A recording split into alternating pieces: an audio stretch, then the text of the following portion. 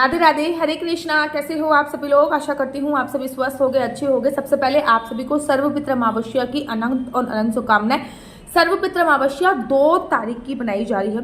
कहते हैं कि पितृपक्ष में पितृलोक जो होता है, यमराज जी जो होते हैं वो पितृलोक के दरवाजे खोल देते हैं और सभी पितृ इस कामना से धरती लोक पे आते हैं कि हमारे जो वंशज हैं, हमारे जो कुल के लोग हैं, उनसे हमें जल ग्रहण मिलेगा, उनसे हमें अन्न मिलेगा। ठीक है ना। ऐसा भी बोला जाता है, गरुड़ पुराण में ऐसा भी वर्णन आया है कि पितृपक्ष में पितृलोक में अन्न और जल जो है वो खत्म हो जाता है, इसलिए यमराज जी पितृलोक के दरवाजे खोल देते हैं और सभी पितृ अन्न और जल की कामना से पृथ्वी लोक पर आते हैं। अगर उनको अन्न और जल मिलता है, बहुत सर्वोत्तम, बहुत खुश होते हैं और आपको बहुत सारा आशीर्वाद देके जाते हैं।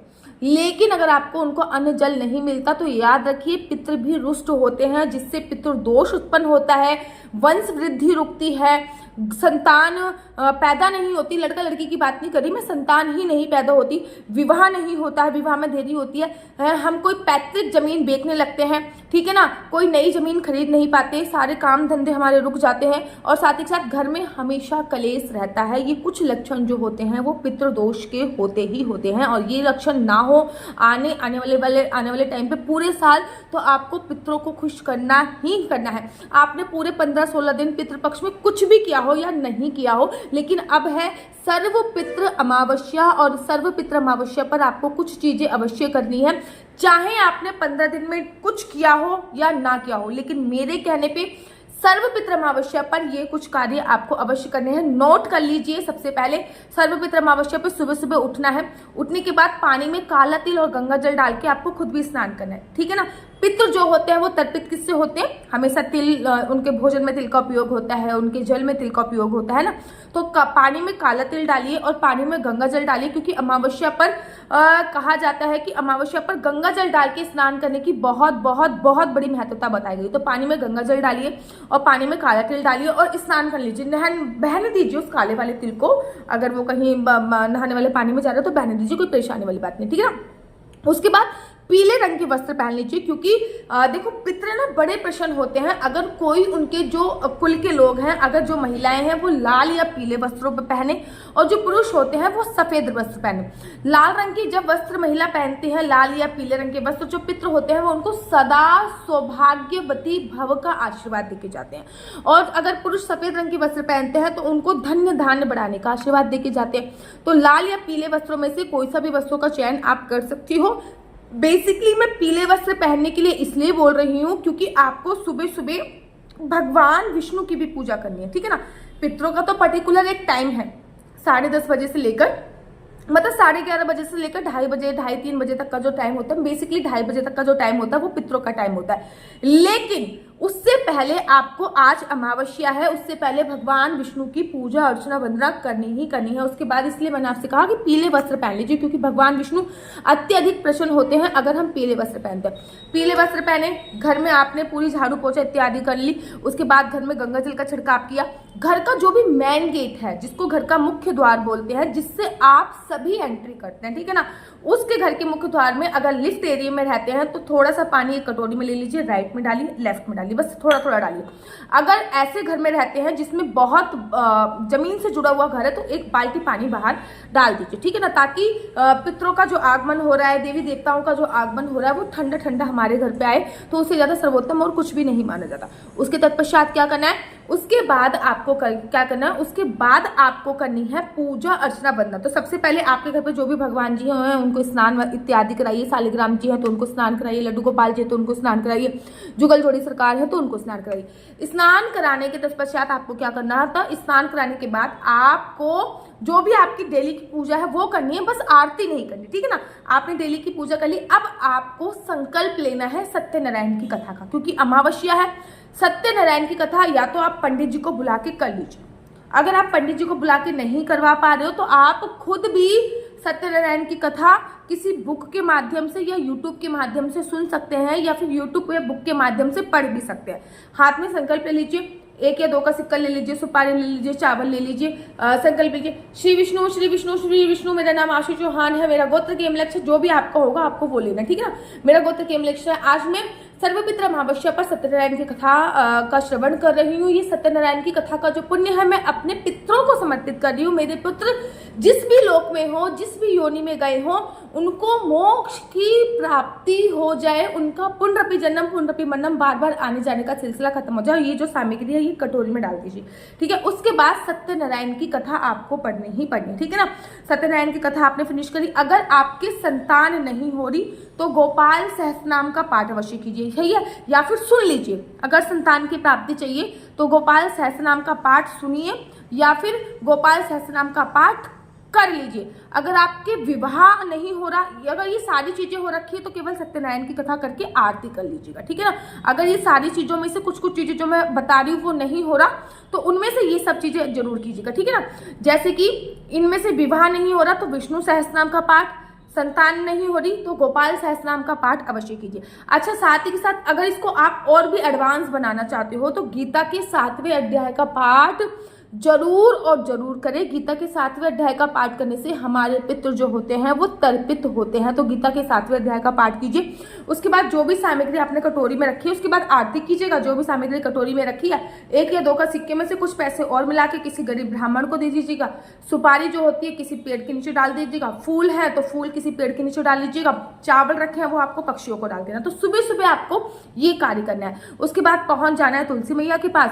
तुलसी मैया को जल समर्पित करना है, एक दिया समर्पित करना है, तुलसी मैया की 4 परिक्रमा करनी है क्योंकि सर्वपित्र अमावस्या। और तुलसी मैया के पास भी आपने पानी जल हाथ में लिया, ये संकल्प लेना है कि मेरा नाम आशु चौहान है, मेरा गोत्र केमलक्ष है, आज मैं तुलसी मैया की परिक्रमा का जो पुण्य है वो अपने पितरों को समर्पित कर रही हूँ। वो अपने पितरों को समर्पित कर दिया। उसके बाद पहुंच गए आप केले के पेड़ के पास, बट वृक्ष के पास या फिर पीपल के वृक्ष के पास। किसी भी वृक्ष के पास जा सकते हैं क्योंकि पीपल में साक्षात बोला जाता है कि पितरों का वास माना जाता है, इसलिए पीपल के पेड़ पे जल भी, देखो किसी भी पेड़ पे जब हम जाते हैं तो सबसे पहला काम होता है जल सींचना, सबसे पहला।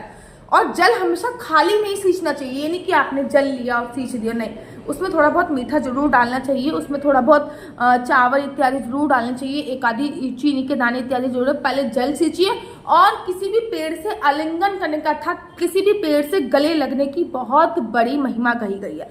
उसके तत्पश्चात पीपल का पेड़ हो गया, बट वृक्ष हो गया, केले का पेड़ हो गया। अगर ये देव वृक्ष मिल रहे हैं तो इनको जल सींचकर इनका भी पुण्य अपने पितरों को समर्पित कर दीजिए। अब अपने घर का नित्य नियम का जो भी कार्य है वो कीजिए। खीर अवश्य बनाइए। याद रखिए 12 बजे से लेकर 1:30 बजे तक के बीच में राहु काल है और इस टाइम पे कोई भी पूजा अर्चना वंदना नहीं होगी। 12 बजे से लेकर 1:30 बजे तक के पितरों का टाइम पर्टिकुलर यही होता है। इस टाइम पे ही सब श्राद्ध डालते हैं, लेकिन या तो आप 12 बजे से पहले श्राद्ध डाल लीजिए, ठीक है ना।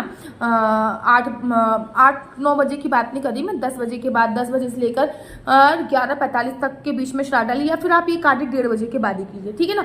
12 से 1:30 बजे के बीच में कोई भी शुभ कार्य नहीं होगा। 12 से 1.5 घंटे का राहु काल होता है। इस टाइम पे अगर आप कोई भी पुण्य का कार्य करोगे ना तो याद रखिए उस पुण्य का जो कार्य होता है वो क्षीण हो जाता है। उसके बाद खीर बनाइए। खीर बनाकर जो भी आपके पितरों को खाना पसंद है वो खाना सर्वपित्र अमावस्या पर अवश्य बनाइए। जैसे साथ ही साथ ना सात्विक खाना बनाइए बिना लहसुन प्याज का, ठीक है ना। अब किसी ने मुझे एक कमेंट्स बोला कि दीदी हमारे पितरों को मुर्गा पसंद था। अरे भाई, तामसिक खाना नहीं बनना है, चाहे आपके पितरों को कितना भी मुर्गा पसंद हो या मुर्गी पसंद हो, लेकिन तामसिक खाना नहीं होता है, ठीक है ना। सात्विक खाना होता है, उसमें कद्दू की सब्जी जिसको सीताफल भी बोलते हैं, कहीं कहीं पे पंपकिन, कद्दू की सब्जी जरूरी होती है। खीर बहुत जरूरी होती है। बाकी आपके पितरों को जो भी पसंद हो वो बना सकते हैं। मेरे उत्तर प्रदेश में मठाके आलू बहुत फेमस होते हैं, मैं हमेशा मठाके आलू बनाते हैं, मठाके गुइया। और साथ ही साथ पूरी बनाइए, पराठे बनाइए, जो भी आप बना सकते हैं। आपके पितरों को जो भी पसंद है, कच्चा पक्का खाना जो भी पसंद होता है वो आप बना लीजिए। उसके बाद आप छत पे जाके श्राद्ध अवश्य कीजिए। याद रखिए 12 से 1:30 के बीच में नहीं करना। आपके हस्बैंड वगैरह कोई भी कर सकते हैं। 1 लोटे में पानी ले लीजिए, छत पे चले जाइए, एक कंडा ले लीजिए, कंडा उपला अर्थात गाय का उपला ले सकते हैं, भैंस किसी का भी एक उपला ले लीजिए। उसके ऊपर थोड़ा सा उसको नीचे रखिए, पहले जल सींच लीजिए। उसके बाद उसको उपले को रखिए, उपले के ऊपर थोड़ा सा घी डालिए, थोड़ा सा कपूर डालिए। जब वो उसमें अग्नि प्रज्वलित हो जाए तो जो भी खाद्य सामग्री आपने बनाई है उसको 7 हिस्सों में तोड़ कर उस उपले के ऊपर डालना है। पितृ जो होता है वो सब कुछ समर्पित करते हैं अग्नि के माध्यम से और हवा के माध्यम से। अग्नि में वो चीज आप डाल रहे हो और हवा से वो चीज उनको प्राप्त हो रही है। तो दोनों चीजों से पितरों ने वो समर्पित कर दिया। अब हाथ में जल लेना है और उस उपले के चारों तरफ आपको क्लॉकवाइज चढ़ा देना है 7 बार। उसके बाद उससे ऐसे हाथ छू लेने हैं। एक अगरबत्ती धूपबत्ती चढ़ा सकते हो तो बहुत ज्यादा सर्वोत्तम होता है। उसके बाद क्या करना है, उसके तत्पश्चात आपको बट वृक्ष के पत्ते ले लीजिए या किसी भी पेड़ के 7 पत्ते ले लीजिए। 7 पत्तों को आप अपने छत के कोने में 7 जगह ऐसे ऐसे रख लीजिए। उस पर जो भी आपने खाना बनाया है थोड़ा थोड़ा 7 जगह रख दीजिए, ताकि जो वो आपने खाना बनाया है वो कौवे को मिल सके या चींटियों को मिल सके, कोई भी पशु पक्षी उसको खा सके। और थोड़ा थोड़ा पानी उन 7 पत्तों में जरूर समर्पित कर दीजिए। तो ये होती है श्राद्ध डालना, और ये श्राद्ध डालने का सबसे सिंपल नियम मैंने बताया। लेकिन ये प्रोसीजर आपको 10 के बाद ही करना है। वैसे तो पर्टिकुलर टाइम जो होता है वो 11 बजे से लेकर 2-2:30 बजे तक का ही होता है, लेकिन 12 से 1:30 के बीच में नहीं करना, क्योंकि राहु काल है। बाकी आप कभी भी कर सकते हैं, लेकिन बहुत सुबह 7-8 बजे 9 बजे के आसपास नहीं करना होता है। इस बात का ध्यान रखिए। सुबह सुबह देवताओं का समय होता है, दोपहर को पितरों का समय होता है, फिर शाम को देवताओं का समय होता है, उसके बाद रात को राक्षस योनि का समय हो जाता है। ठीक है, ये कार्य कर दिया। अब आपको किसी ब्राह्मण को बुलाना है। ब्राह्मण को बुलाने के बाद आपको उनको एक कुशा का आसन देना है, आसन पे बिठाना है। आसन पे बिठाने के बाद आप उनको भोजन इत्यादि कराना है, जो भी आपके घर पे बना हो भोजन। याद रखिए, बड़े सारे लोग पूछते हैं पंडित जी खाना कैसे बनाए, खाना कैसे बनाए। ऐसा नहीं पूछना चाहिए। श्राद्ध का खाना एकदम मौन होके खाया जाता है। और जैसे भी बोला गया ना, पंडित जी ने कुछ बोल दिया श्राद्ध के बीच में, उसी टाइम पे आप पितृ जो होते हैं वो खाना ग्रहण करना छोड़ देते हैं। तो ब्राह्मण जब तक मौन होके खाना खाएगा तब तक बहुत सर्वोत्तम है। याद रखिए, ब्राह्मण और ब्राह्मणी, पंडित और पंडितानी को बुलाना आता है। अगर कोई जोड़े से आए तो बहुत सर्वोत्तम। अगर कोई ब्राह्मण कह रहा है हमारे घर पे आके दे जाओ, तो ऐसा नहीं होता। घर पे ब्राह्मण आता है तो कहा जाता है साक्षात पितृ आ रहे हैं। और अगर वो जोड़े से आ रहा है, क्योंकि पितृ केवल मेल तो नहीं है ना, पुरुष ही पितृ नहीं है, फीमेल भी तो पितृ होती है ना, तो इसलिए ब्राह्मण और ब्राह्मणी का जोड़ा बुलाइए। ठीक है ना, उनको कुशी के आसन में बिठाइए। आसन में बिठाने के बाद उनको खाना ग्रहण कीजिए। फिर उनको जो मेल ब्राह्मण है, अर्थात जो पुरुष वर्ग के ब्राह्मण है, उनको एक उपहार स्वरूप उनको धोती हो गया, कुर्ता हो गया, कुर्ता पजामा हो गया दीजिए। एक गमछा टाइप का जरूर दीजिए। एक जोड़ी रबड़ की चप्पल जरूर दीजिए और दक्षिणा जरूर दीजिए। दक्षिणा में आप ऐसे नहीं देने 11 रुपए, 21 रुपए, 31 रुपए, नहीं। दक्षिणा में जो पैसे देने होते हैं वो अमाउंट आपको ऐसा रखना है 10 रुपए, 20 रुपए, 30 रुपए, 40 रुपए। एक का उपयोग नहीं करना होता है। ठीक है, ठीक। जो ब्राह्मणी उनके पास आई है उनके साथ आइए, उनको भी आप साड़ी दीजिए। बहुत चटक मटक साड़ी नहीं देनी, सूट नहीं देना, क्योंकि पहले जमाने में सूट का उपयोग नहीं होता था। ठीक है, तो साड़ी दीजिए। उनको भी रबड़ की चप्पल उपहार में दीजिए।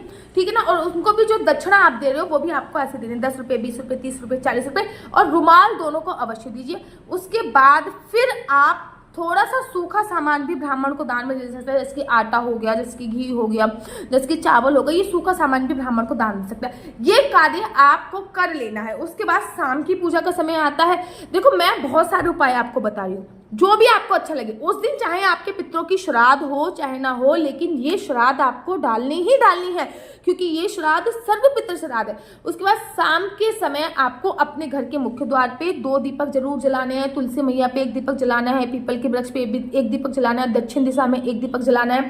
शाम को ये 7-8 बजे के 7-7:30 बजे के आसपास भी करना है।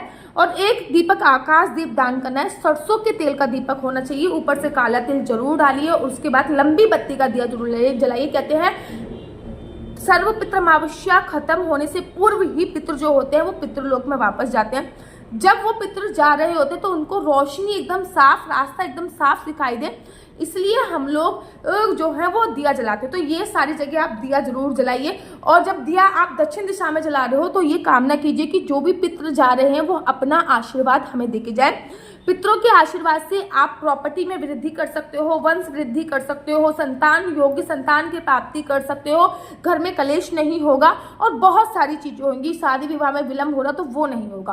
तो सर्व पितृ अमावस्या पर ये कार्य तो आपको अवश्य और अवश्य करना है। ठीक है ना। और अगर आप लोग अपनी कुंडली मुझसे दिखवाना चाहते हैं, आपके बच्चे का विवाह नहीं हो रहा है, आपका विवाह नहीं हो रहा है, आपकी बेटी का विवाह नहीं हो रहा, तो विवाह का योग कब है, अगर आपकी शादी नहीं हो रही तो शादी का योग कब है, संतान नहीं हो रही तो संतान का योग आपकी कुंडली में कब बनना है, मेडिकल ट्रीटमेंट से संतान संभव होगी या नॉर्मल संतान हो सकती है, हस्बैंड वाइफ की आपस में बॉन्डिंग नहीं हो रही तो उसका रीजन क्या है, साथ ही के साथ आपका बच्चा जॉब करेगा या बिजनेस करेगा किस क्षेत्र में बिजनेस करेगा, ये सभी जानकारी आप मेरे से कुंडली के माध्यम से प्राप्त कर सकते हैं। कुंडली देखना बिल्कुल भी फ्री नहीं है, कुंडली देखने के थोड़े से चार्जेस है। मेरा नंबर है 4/9/20/2565, नीचे स्क्रीन पे भी आ रहा होगा 4/9/20/2565। कुंडली दिखाने के लिए आप मुझे मैसेज कीजिए। आप अपनी डेट ऑफ बर्थ और टाइम, अगर टाइम नहीं पता तो जगह के माध्यम से भी पता चल जाता है वो मुझे लिख के भेजिए। मैं प्रॉपर कुंडली फोन पे बताती हूँ और सारी जानकारी फोन पे देती हूँ, विद सॉल्यूशंस भी बताती हूँ। बहुत थोड़ा सा अमाउंट है, आशा करती हूँ आपको मेरी वीडियो अच्छी लगती होगी। अगर आपको मेरी वीडियो अच्छी लगती है तो आप अपना यूट्यूब चैनल हरि बोल को लाइक शेयर सब्सक्राइब करना बिल्कुल भी मत भूलिए। तब तक के लिए मुझे दीजिए इजाजत। राधे राधे, हरे कृष्णा, हरि बोल।